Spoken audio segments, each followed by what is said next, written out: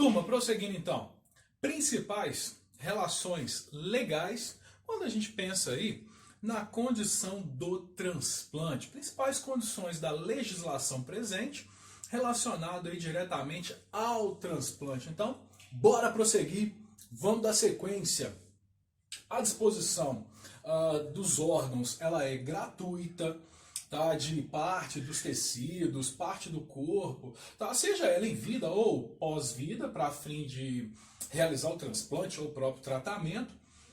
Os transplantes só podem ser feitos em hospitais aí, e equipes que estejam autorizados pelo próprio Sistema Único de Saúde e deve ser feita no doador todos os testes de triagem de qualquer possibilidade de infecção, tá? De qualquer condição que leve à transição aí de micro-organismos. A retirada pós-morte deve ser precedida de um diagnóstico de morte encefálica, conforme a gente passou. Tem que ser constatado e registrada por 2 médicos que não estejam participantes dessa equipe de transplante. E a doação da pessoa incapaz, menor de 16, tem que ter permissão dos pais, tá? Dos dois. E pessoas que não identificadas, é vedado remover órgãos pós-morte, tá? Não pode, não identificada a pessoa, então é proibido, é vedado tirar qualquer órgão dessa pessoa, por condições legais, legislação. Quem é que vai autorizar aí a retirada pós-morte? A pessoa morreu lá, tá? Pode ser os pais de primeiro grau, tá? Companheiro pode fazer parte dessa situação. De segundo grau, os avós, os irmãos, tá? Os filhos, os netos podem estar autorizando essa remoção de órgãos. A vontade do doador registrada pode ser aceita, tá? Caso haja alguma decisão judicial para isso. E claro, orienta que a pessoa que deseja ser doadora de órgãos comunique a vontade aos familiares, avisa para todos. Fala com eles, olha, eu vou doar órgão assim que morrer, pode ficar à vontade. No caso da morte, sem assistência médica, ou com óbito em decorrência aí de algo que não foi definido, algo que não tenha sido diagnosticado, tem que ter uma autorização do patologista para verificar aí a investigação do óbito e o relatório da necrópsia, para saber exatamente por que houve aí o óbito do paciente. A doação de quem é capaz, de quem é juridicamente capaz, pode dispor gratuitamente de tecidos, de órgãos, de partes, tá? Para fins de tratamento ou transplante no cônjuge. Tá? Então, por exemplo, eu estou vivo, eu quero doar meu rim para minha esposa. Posso. Posso doar para parente consanguíneo de até 4º grau, ou de órgãos duplos, de parte de órgão. Eu tenho, sei lá, 2 rins, eu vou doar um. É uma possibilidade. Eu tenho meu fígado, eu vou doar parte dele. Pode. Agora, a retirada não pode provocar, isso é errado, não pode impedir que o doador continue vivendo sem risco para a sua integridade. Ou seja, vai doar o órgão, eu não posso morrer. Vou doar meu órgão, eu não posso morrer por causa disso. Tá? Como acontece se você tiver chance de assistir aquele filme 7 Vidas com Will Smith. Tá? Ele vai realizar, eu vou dar spoiler. Assista o filme. Assista. Que ele é interessante se você não viu ainda. Eu não vou nem dar spoiler não. Assista. Que é baseado nesse conteúdo de transplantes. Que é baseado nessa questão da doação de órgãos. A retirada, além desse dano, não pode comprometer aptidões vitais ou a própria saúde mental. Não vai causar mutilação, não vai causar deformidade. Como assim? Eu posso doar tecido epitelial, posso doar pele, só que aí vai me trazer mutilação, pode me trazer alguma deformidade, então não pode provocar. Comprovar a necessidade indispensável a quem recebe, a pessoa receptora. O doador deve autorizar, potencialmente por escrito e diante de testemunha, a retirada aí do órgão da sua parte, tá, da sua condição. Não é simplesmente, quer doar, arranca tudo. Não é. Aí todo mundo lembra, vou tirar aí. Não. Tem que ter ali uma documentação comprovando isso. A doação pode ser revogada pelo doador ou os responsáveis a qualquer momento antes de ser concretizada. Mesmo que já tenha falado, não, eu vou doar, beleza. Aí na hora H não quero mais não. Pode. Tá? Pode voltar atrás. O indivíduo incapaz, com compatibilidade imunobiológica comprovada, desde que estejam feitos todos os exames, pode doar medula óssea, sendo necessária a autorização de ambos os pais ou responsáveis mais ainda uma definição judicial, sendo que esse ato não pode oferecer risco para a saúde de quem vai estar doando. Não pode trazer consequências aí. A gestante pode dispor aí de órgãos, é proibido, né, para ela dispor de órgãos, tecidos ou parte do corpo vivo, exceto medula óssea. Tá, mas no caso da gestante, sempre vai deixar para o último do último caso, quando não tiver outras possibilidades. O receptor, o transplante ou enxerto, só se concretizará, só acontecerá com o consentimento do receptor, de quem vai precisar, que deve estar escrito na lista de espera, deve ser orientado sobre os riscos.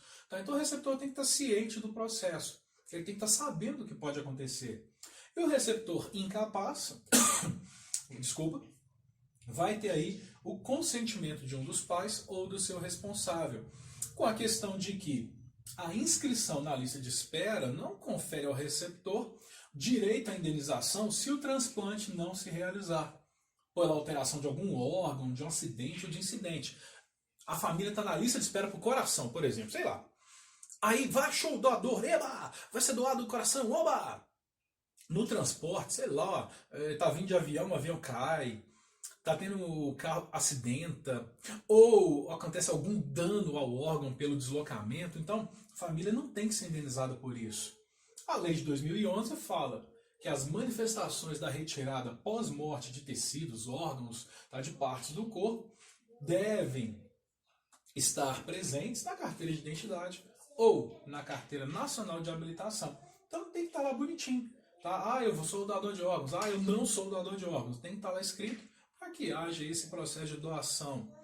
O Sistema Nacional de Transplantes é que vai ser responsável pelo controle, é que vai ser responsável pelo monitoramento do processo de doação de órgãos e tecidos. E, claro, realizados em todo o país, para que seja feito o desenvolvimento da captação e da distribuição retirados do corpo humano para o tratamento daqueles que precisam. Então vai fazer todo o processo de controle, de captar, de distribuir para aqueles que vão realmente precisar. Para atingir esse objetivo, ele vai depender aí de todo um processo administrativo, de legislação, dos financiamentos, do treinamento de uma equipe, de todo um processo de recursos para levar efetivamente à condição do transplante. E a atuação do Sistema Nacional de Transplante é, sobretudo, para reduzir o máximo possível o tempo de espera dos transplantes, melhorando a qualidade de vida de quem aguarda receber este órgão. Tempo de isquemia é denominado como tempo de parada circulatória do doador até que haja a reperfusão, ou seja, até que volte a circulação sanguínea no receptor. Parou a circulação sanguínea em mim, meu coraçãozinho parou, vou doá-lo. O tempo de isquemia começa quando para em mim a circulação, retiro o meu coração, levo para o receptor e começa a circulação sanguínea nele. Esse é o chamado tempo de isquemia. Pode ser fria, com o clampeamento até a retirada do enxerto do gelo, tá? Retirada do conservador, retirada do enxerto do gelo até a reperfusão do órgão, que é a isquemia quente ou isquemia fria, tá? Que é o resfriamento do tecido ou órgão durante a diminuição da perfusão ou na ausência de suprimento sanguíneo. E aqui na apostilinha suas, tem uma tabela que mostra, tá? Que o coração ele tem que ter um tempo de isquemia de até 4 horas, aí tirar de uma pessoa já ir para outra.